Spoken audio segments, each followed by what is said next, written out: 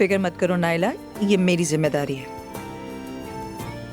चले आप सब भी लीजिए ना। थोड़ा रुक जाओ नाइला, पहले मेहमानों को लेने दो।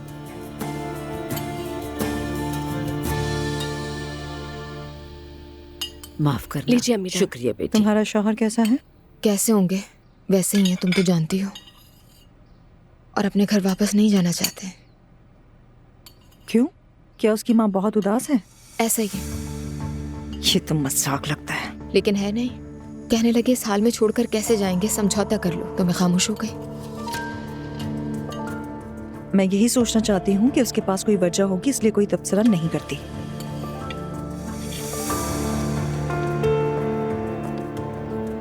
मैं वकील से बात करना चाह रहा हूँ। यकीनन पैसों का ही मसला होगा। ठीक है, तुम फौरन चले जाओ और खबर देते रहना। वैसे दुआ शिकायत करने लगी है मुझसे अब। अरे बस इसी की कमी रह गई थी, उससे कहो कि जाकर शॉपिंग कर ले। कह रही है कि घर वापस चलें। मैं पागल हो जाऊंगी, अब ये अजाब भी सर पर आ गया है।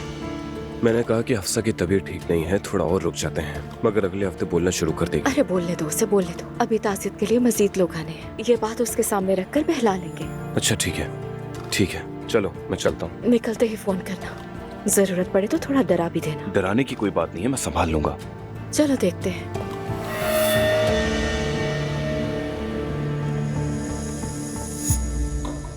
ये क्या है? इस तावीज को इस पानी में डुबोकर पीना है।